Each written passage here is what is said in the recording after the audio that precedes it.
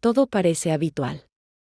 A las 8 de la mañana caliento leche en la estufa. Álvaro está sentado en una silla de la cocina, hojea las noticias en su tablet y de vez en cuando hace crujir los dedos.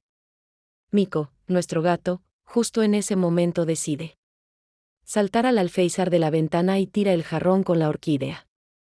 Solo levanto una ceja.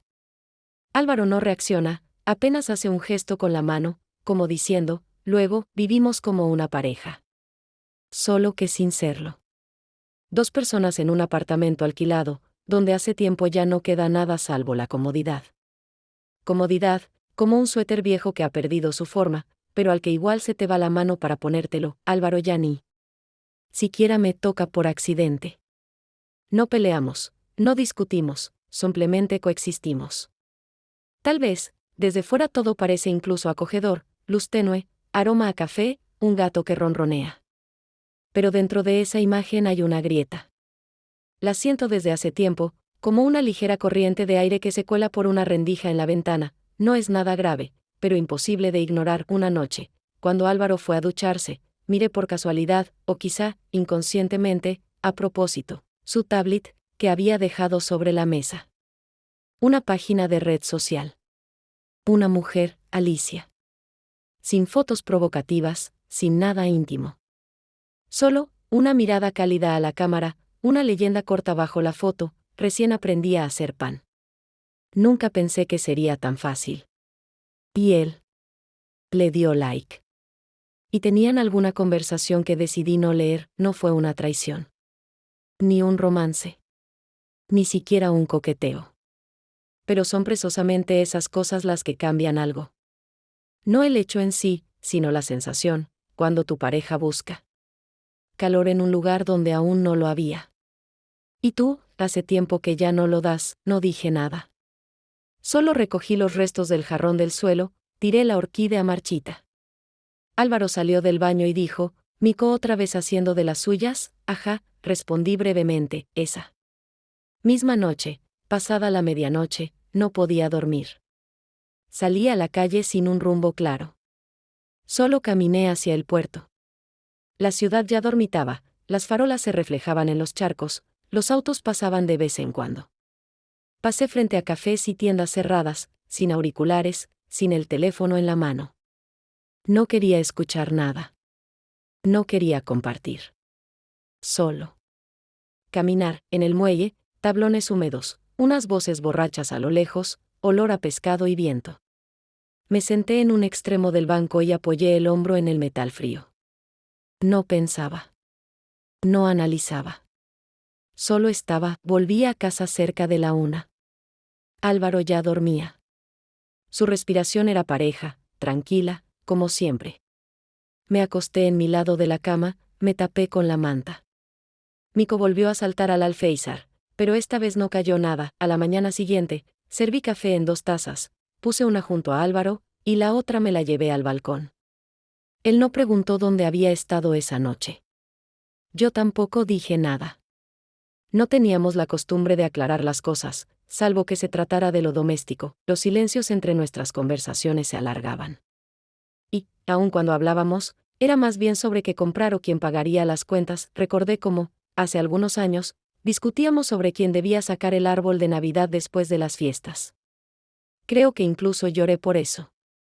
Ahora lo sacaría sin decir una palabra. Y él ni siquiera se daría cuenta. La vida no cambió de golpe. Pero comencé a notar cada detalle que antes parecía insignificante. Y ya eran demasiados. Unos días después, hacia el atardecer, tras el trabajo, cuando la ciudad ya empezaba a relajarse del bullicio del día, volví a salir de casa sin una intención clara. Al principio pensé solo en dar un paseo, comprar algo para la cena, pero mis pies me llevaron otra vez hacia el mismo lugar, al puerto, donde había estado recientemente. El aire era húmedo pero cálido, y las tablas del muelle de madera ya se habían secado un poco, aunque el olor a algas aún colgaba en el aire, fuerte, salado, con un matiz agrio. Cerca de una de las entradas laterales noté una puerta vieja, con pintura descascarada. En el vidrio alguien había pegado un logo, un círculo azul oscuro con la imagen de una persona sumergiéndose bajo el agua. El letrero era simple: Freddy Bing. Aprende a respirar diferente. Me detuve un instante. No porque me interesara la idea del buceo, sino porque dentro de mí, de pronto, se instaló una extraña sensación de calma. Como sucede cuando uno termina en un sitio donde no planeaba estar, pero empieza a sentir que, por alguna razón, ese lugar es importante. Abrí la puerta. Dentro estaba tranquilo, sin música, sin ruidos de más, solo los ecos sordos que venían de la piscina en el fondo. El olor a cloro no era fuerte, más bien distante. En el mostrador estaba un hombre, alto, delgado, con camiseta oscura. Levantó la vista del portátil cuando entré. Buenas tardes. ¿Vienes por algo?, preguntó, sin demasiada amabilidad, pero tampoco con frialdad. No sabía qué decir. Miré a las paredes con fotos de buceadores, listas de clases, horarios de entrenamientos. Solo vi el cartel, respondí, algo insegura. La verdad, nunca pensé en el Freddy Beam. Asintió y señaló una silla frente a él. Es normal. La mayoría no lo piensa. Pero igual vienen. Me llamo Gabriel. Si te interesa, hay una clase de prueba. Sin compromiso, me senté. Lo escuchaba mientras explicaba brevemente la idea: aguantar la respiración, controlar el cuerpo, trabajar con la presión interna. Todo sonaba muy físico, muy técnico. Pero en un momento dijo: en el Freddy Beam lo más importante no es luchar contra el agua. Hay que permitirse estar en ella. Y respirar diferente. Incluso cuando sientes que ya te has hundido hace tiempo. Esa frase me sacó del ritmo. Ni siquiera entendí de inmediato lo que quería decir. Pero algo en su voz, tranquila y pareja, me llevó a responder: ¿y si de verdad parece que ya te has hundido? ¿Tiene sentido venir? Él sonrió. No ampliamente, ni con ironía, sino casi con calidez. Es precisamente cuando más vale la pena venir. Me anoté para la clase de prueba sin darme tiempo a arrepentirme. No me interesaba el agua. No buscaba adrenalina ni un nuevo pasatiempo. Solo necesitaba hacer algo, lo que fuera, que no encajara con mi lógica habitual. Al salir del club, no fui directamente a casa. Deambulé un poco más por las calles vacías cerca del puerto. En el escaparate de una tienda vi libros viejos en oferta. Me detuve, observé los títulos. Antes, sin duda, habría comprado alguno y luego lo habría dejado en la estantería, junto a otros, sin leer.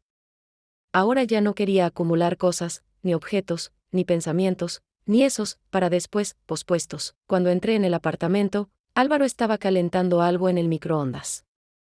Pasé de largo, asentí con la cabeza, dejé la bolsa en una silla. Él lanzó un breve: ¿dónde estabas? Respondí sin entrar en detalles: en el puerto. Me anoté para una clase de Freddy Beam. ¿En serio? Pero si le tienes miedo al agua. Ya no, dije y me fui a cambiarme. Sobre la mesa estaba su tablet. Esta vez no miré. Ya no quería saber más de lo que ya sentía. Durante la segunda clase, Gabriel explicaba un nuevo ejercicio que consistía en descender lentamente al agua, controlando cada músculo, cada movimiento del pecho, sin retener el aire, sino soltándolo como si ya no te perteneciera. El ambiente en la piscina era fresco, las paredes devolvían un eco húmedo de su voz, y el aire olía a goma mojada de los trajes y al metal de los pasamanos que sujetábamos antes de sumergirnos. Yo trataba de concentrarme, de escuchar cada palabra, pero mi cuerpo se distraía constantemente con nuevas sensaciones: el agua que se colaba en el oído, el pie que resbalaba del fondo, la respiración que de pronto se descontrolaba y me hacía querer salir a la superficie.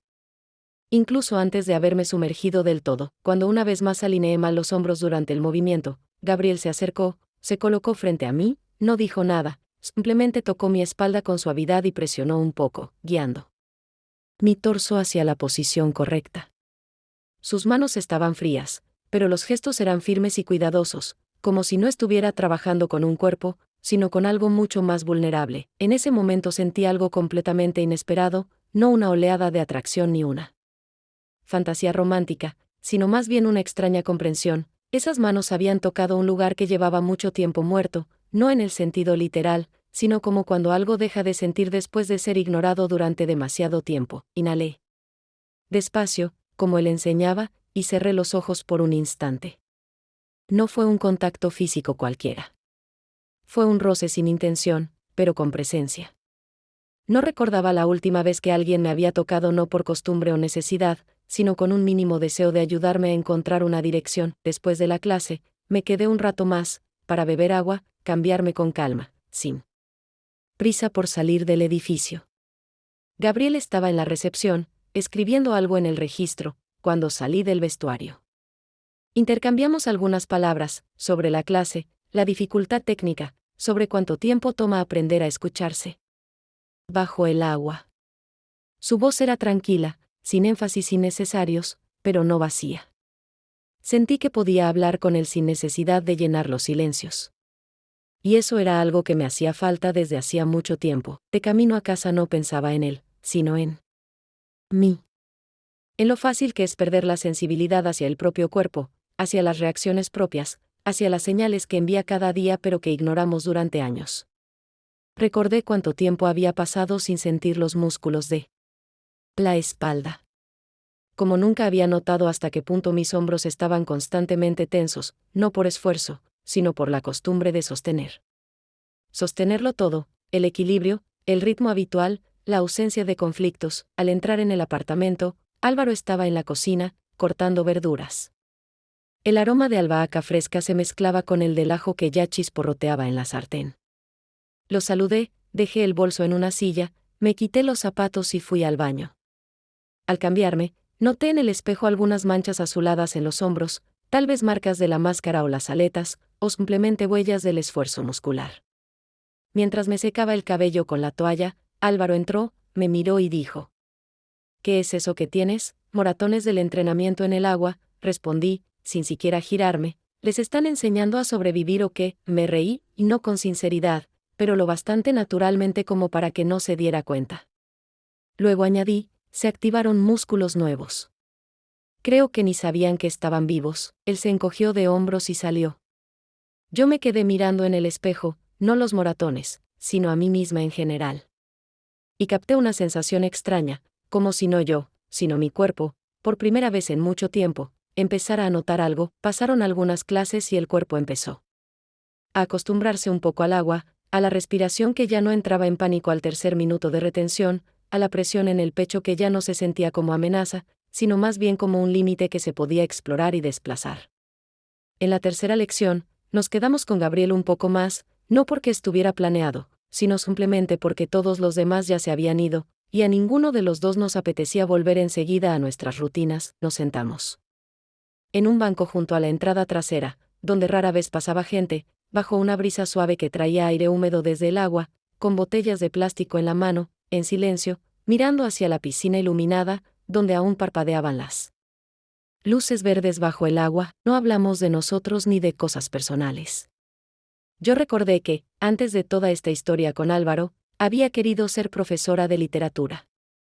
No solo lo soñaba, realmente lo intentaba, escribía planes de clase, hacía prácticas en la escuela, pero algo no salió, y después la vida simplemente tomó otro rumbo, y esa idea se fue perdiendo, como se pierden cosas que hace mucho no se tocan. Gabriel contó que en algún momento tuvo la idea de dedicarse al cultivo de algas, no como negocio, sino como una forma de crear algo natural, vivo, en la frontera entre tierra y agua. Le parecía lo correcto entonces, pero las circunstancias lo llevaron a elegir otra cosa. No nos reíamos en voz alta, no hacíamos bromas, solo compartíamos recuerdos que no dolían, pero que llevaban una nostalgia callada por esas versiones de nosotros que alguna vez parecieron posibles. Hablar era fácil, pero aún más fácil era guardar silencio, no porque faltaran palabras, sino porque no hacía falta inventarlas donde todo ya era claro sin ellas. Cuando él se inclinó de pronto hacia mí, no me sorprendí. No fue un impulso, ni una casualidad, no hubo una emoción ruidosa ni un arrebato, más bien fue una reacción a una confirmación interna de que dos personas estaban en la misma línea. El beso fue simple, breve, sin tensión, sin manos temblorosas ni teatralidad. No fue sobre pasión, y mucho menos sobre el futuro. Fue un hecho que simplemente ocurrió en el momento adecuado. Sin explicaciones, sin declaraciones, sin necesidad de construir algo más a partir de ello. Volviendo a casa, no repasaba cómo había comenzado todo, no reproducía la escena en mi mente, no buscaba señales ni respuestas. Al entrar al apartamento, vi que Álvaro dormía, la luz del dormitorio estaba apagada, la ventana entreabierta, y desde el pasillo se oía el ruido de la calle, que aún no se había dormido. Me cambié de ropa, me acosté a su lado, dándome vuelta hacia la pared, no porque quisiera ocultar algo, sino porque así era más cómodo, no para el cuerpo, sino para mí misma. Esa noche no pensé ni en Gabriel, ni en Álvaro. No hice planes, no elaboré guiones. Fue una noche sin análisis. Solo el final de un día en el que algo había cambiado, aunque aún no sabía exactamente qué. La semana siguiente volvimos a vernos en el club, durante el entrenamiento. Y aunque la clase fue igual que siempre, con ejercicios de respiración, control postural, inmersiones con retención de aire, cada pequeño gesto entre nosotros de pronto adquirió un matiz distinto. No nos tocamos más de lo necesario, no cruzamos ninguna línea, no rompimos ninguna regla, pero algo había cambiado en lo más simple, en cómo se sostenía la mirada, en cómo la pausa entre frases se alargaba apenas un poco, en cómo la voz sonaba más tranquila, pero más densa. En el vestuario, me vestía más despacio. No por cansancio, sino porque no quería apresurarme a salir de ese espacio donde sentía que había más aire que en casa. En la puerta me crucé con Gabriel, que venía con su botella de agua en la mano, sonrió en silencio y me extendió el teléfono. En la pantalla, una foto, un trozo de concha sobre arena, y sobre ella, escrito con marcador, respira más profundo. Tomé el teléfono, lo miré unos segundos y se lo devolví sin decir nada, no por falta de palabras, sino porque en ese momento sobraban. Ese mismo día, al volver a casa, Álvaro me dijo que unos amigos lo habían invitado a pasar el fin de semana fuera de la ciudad y me propuso ir con él. No rechacé la idea, no porque quisiera estar cerca ni sentir algo entre nosotros, sino porque lo vi como un acto de cortesía, como una forma de mantener un equilibrio superficial que aún, aparentemente, sosteníamos. Llegamos al hotel tarde.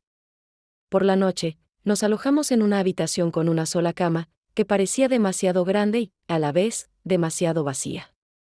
Para cenar, nos invitaron a un restaurante junto a la costa. El interior era estéril, demasiado correcto, sin rastro de vida real.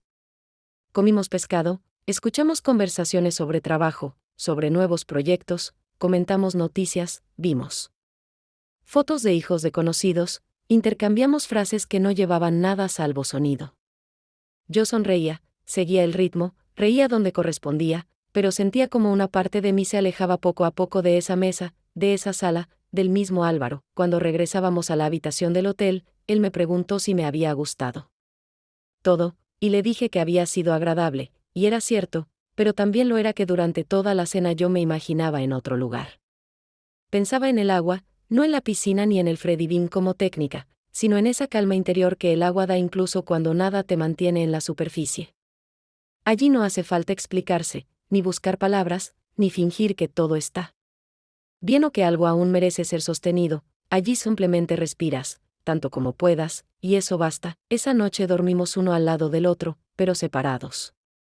No hubo discusión ni frialdad, simplemente ese espacio en el que antes había algo, ahora estaba vacío. Y aunque él aún estaba físicamente cerca, en todo lo demás hacía tiempo que ya éramos dos vidas aparte. Me desperté temprano, salí al balcón, miré el cielo gris, que no prometía lluvia, pero tampoco ofrecía luz. Tenía ganas de irme a algún lado, pero al mismo tiempo, quedarme inmóvil, permitirme no hacer nada, no decidir nada. Al volver a casa después del viaje, entendí que el apartamento no había cambiado, pero todo en él empezaba a parecer ajeno.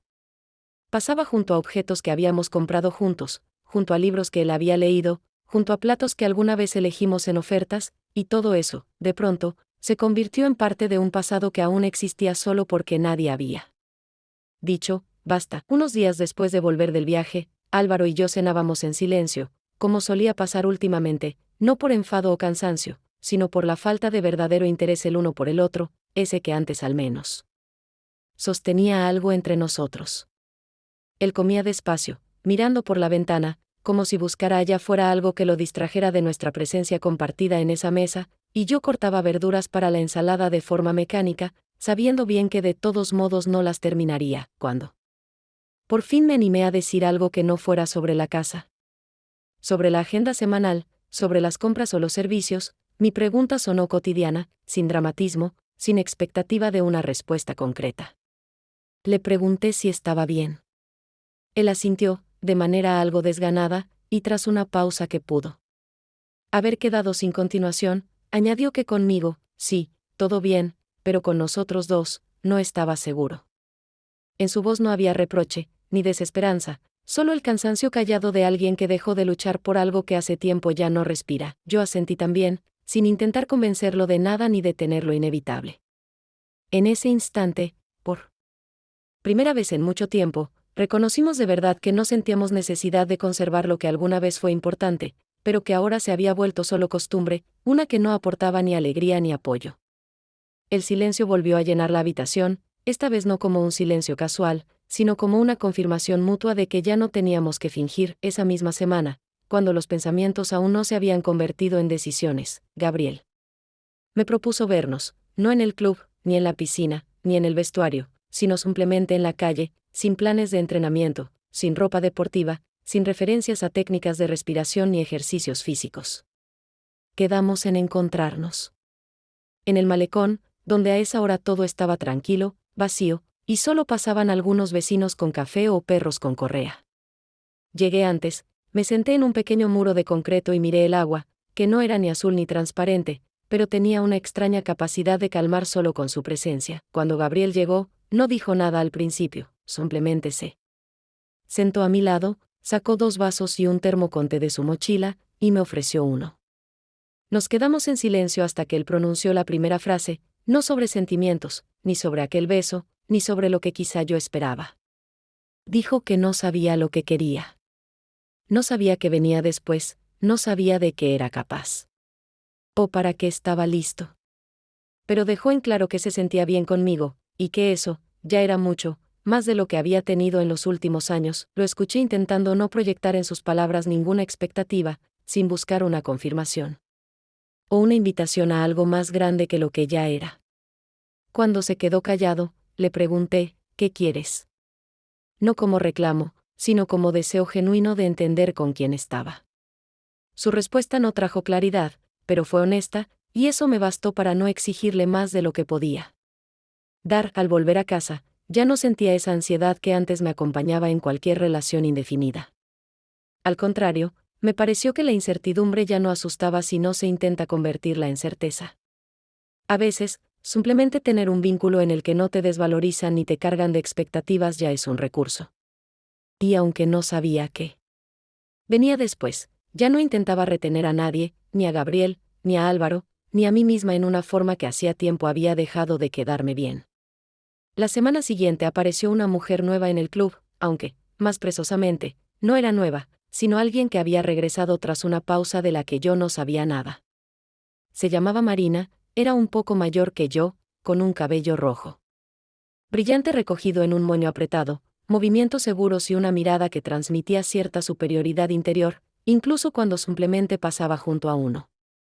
Llamaba la atención, no por su apariencia, sino por cómo se movía, como si supiera muy bien a dónde iba, con quién y porque justo ahora noté cómo su mirada se detuvo brevemente en mí cuando nos cruzamos cerca del vestuario, pero no dijo nada ni sonrió, solo siguió su camino. El entrenamiento transcurrió con normalidad, pero por primera vez sentí una leve tensión, no por el agua ni por el esfuerzo físico, sino porque en el aire había surgido una línea invisible que nadie había trazado con palabras, pero que ya existía entre ella, Gabriel y yo, después de la clase.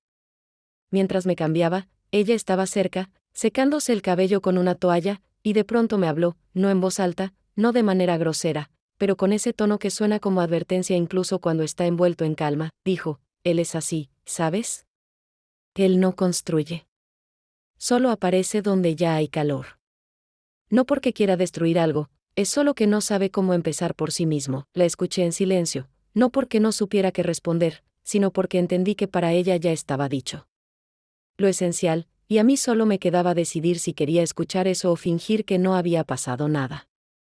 En sus palabras no había resentimiento, más bien una especie de conocimiento cansado, algo que ya había vivido y que no intentaba venderme como verdad absoluta, pero tampoco dejaba sin mencionar. Al salir del club, no pude quitarme su frase de la cabeza. Se quedó alojada bajo las costillas, como una espina tragada por descuido, imposible de sacar, pero también imposible de olvidar.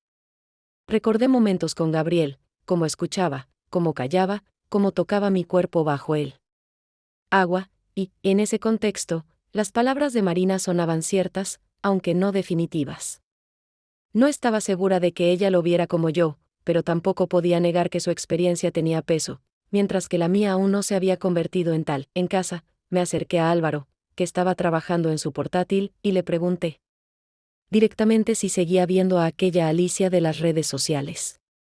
No elevé la voz, no cambié de tono, no buscaba una confirmación o negación, solo quería ver cómo reaccionaba, si lo negaría, si inventaría algo, si diría la verdad.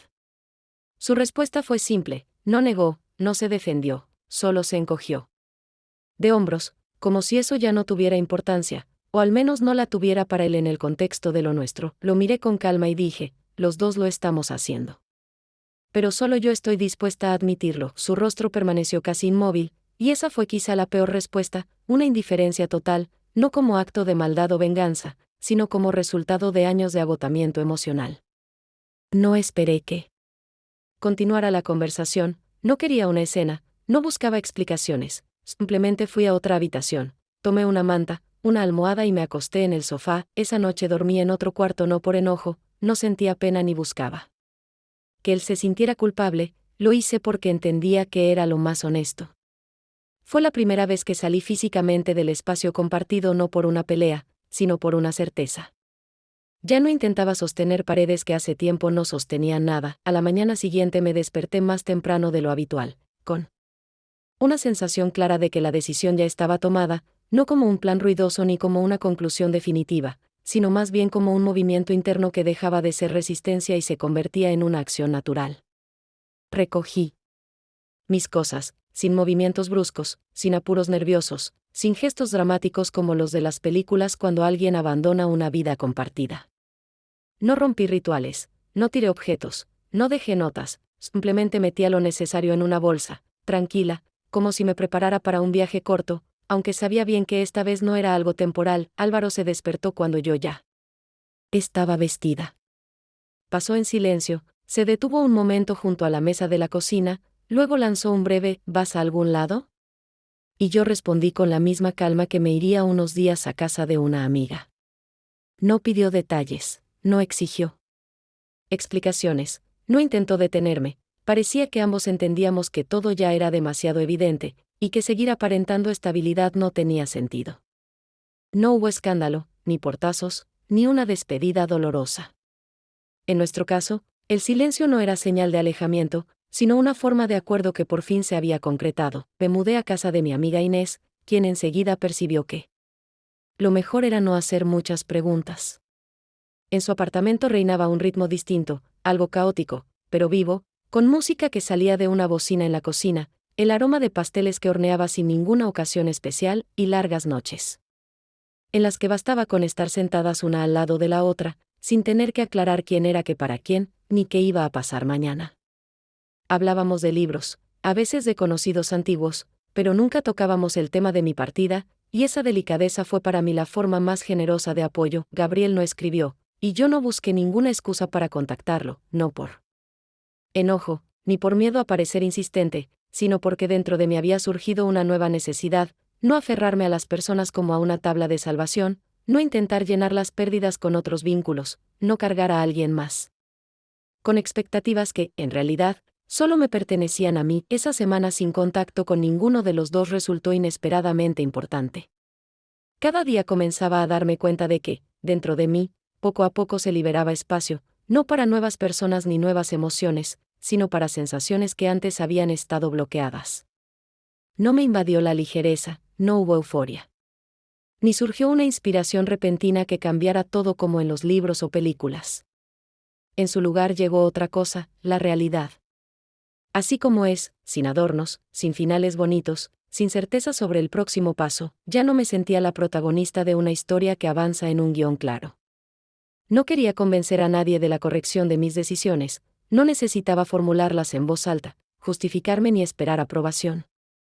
Esa semana fue simplemente un periodo en el que viví sin decisiones difíciles, sin contactos innecesarios, sin explicaciones, y por primera vez en mucho tiempo, eso no se sentía como una huida, sino como una necesidad. Una noche, sentada en el suelo junto a la ventana abierta, por donde entraba una brisa cálida con olor a polvo y árboles, Sentí que ya no esperaba que alguien escribiera, llamara o me recordara. No porque ya no me importara, sino porque por fin apareció la capacidad de permanecer en mi propio espacio sin necesidad de ser la respuesta o la pregunta de alguien. Por primera vez en mucho tiempo, sentí que no buscaba que otra persona validara mi existencia, y aunque aún no sabía hacia dónde me llevaba todo esto, sentía que, justo ahora, estaba en la etapa correcta. Aunque fuera temporal, aunque doliera. Aunque después fuera más difícil. Pero esa semana, pasada en soledad conmigo misma, se convirtió en el fundamento que me había hecho falta desde hace mucho. Al octavo día, cuando ya casi me había acostumbrado a la nueva rutina, a un orden que nadie imponía pero que surgía de forma orgánica a partir de mis propios movimientos, recibí un mensaje de Gabriel. Escribió de forma concisa, sin adornos, sin segundas intenciones ni insinuaciones disfrazadas de invitación: ¿podemos simplemente vernos para tomar un café? Y aunque no había en ello ni dramatismo ni intención de reanudar algo, sentí que esa propuesta no era casual, del mismo modo que mi reacción interna no fue una aceptación automática, pero tampoco un rechazo, tenía un peso que no podía ignorar. Quedamos en vernos en una cafetería cerca del parque, un lugar en el que, aparentemente, ninguno de los dos había estado antes. Ese espacio no se asociaba ni con el club, ni con el apartamento, ni con nuestras conversaciones anteriores, por lo que parecía un terreno neutral, en el que podíamos simplemente ser dos personas que volvían a elegir sentarse una al lado de la otra, sin subrayados, sin balances. Él llegó antes, se sentó junto a la ventana, y cuando entré, lo vi con una taza en la mano. Sin mirar el teléfono, sin revolver el azúcar, sin fingir que estaba ocupado, simplemente esperaba, tranquilo, como si ese momento no exigiera ningún tipo de acción extra. Hablamos de libros, no de los favoritos, ni de aquellos que cambian la vida, sino de los que leíamos ahora mismo, sin expectativas ni grandes objetivos. Mencionó que estaba releyendo algo de narrativa japonesa, porque le gustaba la lentitud y la falta de desenlaces estruendosos. Yo le dije que evitaba lecturas pesadas, que ahora mi mente no soportaba mucha carga, que estaba ocupada intentando recuperar cosas simples: el sueño, la concentración, las ganas de salir a la calle. No tocamos el tema de nuestro último encuentro, no mencionamos el beso, ni la banca, ni las palabras que quedaron sin continuidad. La conversación fluía con naturalidad, pero no con ligereza vacía. Había pausas, y ninguna requería ser llenada. Sentí que ya no estábamos donde antes, pero tampoco éramos otros, solo un poco más honestos, un poco más cautelosos. Un poco más atentos a lo que realmente estaba presente en ese momento. En cierto punto, dijo: eres realmente importante para mí. Pero no sé cómo ser algo más que una pausa para ti, y en esa frase no había manipulación, ni pena, ni intento de trasladarme la responsabilidad. Era una de esas confesiones que nacen justo en el límite entre el miedo y el respeto. Hablaba como alguien que no quiere impresionar ni ganarse nada, solo ser preciso con lo que siente en ese instante. Lo miré más tiempo del que se necesita para dar una respuesta, y al final dije: no necesito que alguien sea mi salvación. Solo necesito no estarme ahogando sola. Y gracias, por lo que fue. Cuídate. Y aunque esa frase no era un plan, ni una promesa, ni siquiera una decisión definitiva, era verdad, no una verdad decorativa ni reconfortante, simplemente una verdad que deja espacio para respirar. Nos abrazamos no porque quisiéramos retener algo, ni porque no pudiéramos soltarlo, simplemente se dio así, porque en ese momento el abrazo fue la forma exacta de reconocer que nos habíamos visto mutuamente. En una profundidad donde no todos permanecen, y después de ese encuentro, sentí que ya no me retenía nada, ni el deber, ni la culpa, ni la ilusión de que alguien debía algo a alguien más. Unos días después de nuestra conversación con Gabriel, comprendí que ya no tenía sentido seguir postergando el regreso definitivo al apartamento, no porque dudara de mi decisión, ni porque esperara otra resolución, sino porque los objetos que había dejado en ese espacio que ya no era mi hogar comenzaban a presionarme simplemente por el hecho de seguir allí. Decidí ir, recoger lo necesario, no alargarlo más ni convertir el cierre práctico en otra escena emocional. Cuando llegué, Álvaro estaba en casa, sentado en el sofá, con una taza de café a medio terminar en las manos. Y parecía saber perfectamente a qué venía, porque no hizo ningún intento de iniciar una conversación ni de ofrecer algo como: quédate un poco más, hablemos tranquilos. Intercambiamos un saludo breve, y luego fui directamente al dormitorio. Comencé a abrir armarios, revisar cajones, sacar mis cosas, libros, cuadernos, algunos pares de zapatos, fotografías que habían acumulado polvo en un cajón, mi neceser. Un suéter viejo con el que solía quedarme dormida viendo películas los fines de semana. Nada de eso tenía ya un significado emocional, no despertaba recuerdos que quisiera guardar, todo se había convertido en objetos que pertenecían a una etapa anterior de la vida que ya no sostenía mi existencia actual. Al principio, Álvaro se quedó en la puerta observando en silencio, pero luego se acercó y empezó a ordenar sus propias cosas en otras cajas, no porque lo necesitara en ese momento, sino más bien para no quedarse al margen, para no parecer alguien completamente ajeno a este proceso tranquilo pero irreversible. En cierto punto, ambos entendimos que la mayoría de las cosas que habíamos acumulado durante estos años, cosas que alguna vez compramos juntos, elegimos, discutimos, ahora cabían fácilmente en dos maletas medianas, sin necesidad de separar con precisión qué era de quién. Esa facilidad no nos sorprendió, pero sí dejó en evidencia cuánto tiempo habíamos estado cargando con cosas que hace rato habían perdido su sentido. Cuando todo estuvo empacado, nos detuvimos unos minutos. No porque quisiéramos alargar el momento, sino porque era el único instante lógico para decir algo, aunque fuera breve. Álvaro miraba hacia otro lado, como buscando fuera de la ventana alguna respuesta a una pregunta que no quería formular, y finalmente dijo: «Me da pena que no nos hayamos dicho todo un poco antes». En su voz no había tristeza propiamente dicha. Más bien cansancio, y una aceptación de que el tiempo acabó haciendo lo que nosotros temimos hacer por nuestra cuenta. Le respondí con honestidad, sin intentar sonar sabia ni correcta: «A mí también». Pero quizá era el tiempo lo que necesitábamos, para que el silencio se convirtiera en respuesta. Estas palabras no fueron un cierre bonito, ni un final feliz de película. Solo constataron un hecho, que ya nos habíamos separado en todo, menos en el lugar donde vivíamos, y que había llegado el momento de que la realidad interna coincidiera con la acción externa. Antes de irme, recorrí el apartamento una vez más, no para recordar algo, ni con el deseo de despedirme, sino simplemente para asegurarme de que ya no necesitaba nada más de ahí. En el perchero del armario quedó un espacio vacío, donde antes colgaba mi chaqueta negra, ese mismo lugar que siempre había sido mío, pero que ahora parecía como si nunca hubiera albergado nada. Y fue justamente en ese detalle, ese hueco entre las prendas, donde vi de pronto la metáfora exacta de todo lo que quedó después de nosotros. Mi nuevo apartamento de alquiler es un espacio pequeño en el tercer piso de un edificio antiguo, con escaleras estrechas, barandillas que crujen, paredes delgadas y una gran ventana que da a una calle que casi nunca se calla. La ventana suele estar abierta, porque me gusta la sensación del ruido urbano, no como un fondo molesto, sino como un recordatorio constante de movimiento, un movimiento en el que aún no participo del todo, pero al que ya no estoy al margen. Esta calle no me pertenece, igual que esta ciudad nunca fue completamente mía, pero ahora por fin puedo percibirla como algo más que un lugar conveniente para vivir. Cada mañana me despierto un poco antes de lo necesario, no porque tenga prisa, ni por miedo a perder algo, sino porque, por primera vez en mucho tiempo, quiero empezar el día no por inercia, sino con atención a mí misma.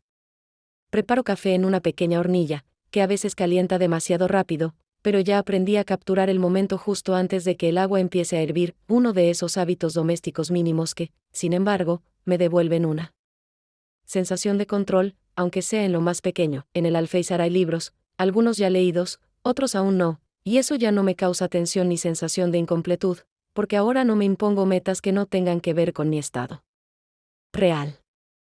Mico, el gato que se quedó conmigo, duerme ahí también, sobre los libros, a veces empujando con la pata los tomos que sobresalen del borde, aunque ya no con la agresividad de antes. Él también, al parecer, se ha adaptado a los nuevos muros, a los nuevos sonidos, al hecho de que ahora hay menos voces en el piso, pero más espacio. Extraño muchas cosas, pero nada de lo que falta se siente crítico, al contrario. Este vacío me permite entender que quiero llenar con el tiempo y que prefiero dejar intacto. He empezado a llevar un cuaderno, no un diario lleno de confesiones o consejos para mi yo futura, sino solo páginas donde cada mañana aparece una sola frase. No me obligo a escribir, no busco crear un sistema, simplemente cada vez que me siento con la taza de café frente a la ventana, espero hasta que llegue un pensamiento que me parezca lo suficientemente exacto como para dejarlo por escrito. A veces es una especie de resumen interno, a veces una reacción a una conversación de ayer, y otras, Simplemente una frase que llevaba días dando vueltas en la cabeza hasta que al fin tomó forma. La de hoy dice así: no estoy empezando de nuevo. Solo estoy viviendo lo que una vez no me atreví a vivir. No es sobre agotamiento, ni sobre renuncia, ni desilusión. Es un reconocimiento de que en la vida hay partes que no tuvieron su tiempo porque me concentré en otras personas. En guiones cómodos, en sostener estructuras que no resistían el peso. Y ahora, cuando nada aprieta, cuando no hay a quien convencer, cuando no tengo que justificarme, esas partes por fin tienen su lugar. Un lugar donde se puede respirar. Todavía no sé qué vendrá después, no hago pronósticos ni me aferro a viejos hábitos. No espero mensajes de Gabriel y no planeo volver a las rutinas que se construyeron durante años. No siento rencor hacia Álvaro, no analizo por qué dejamos que el silencio se extendiera tanto. Simplemente me permito estar en el presente, no esperando algo más grande, sino reconociendo que incluso el silencio puede ser una forma de presencia, cuando ya no necesitas llenarlo con nada, y aunque respirar todavía requiere esfuerzo, no físico, sino interior, siento que ya es una respiración distinta. No la que hay que contener para aguantar la profundidad, ni la que se quiebra bajo el peso de las preguntas no formuladas. Es una respiración de comienzo, tranquila, desigual. Aún sin forma definida, pero por fin mía.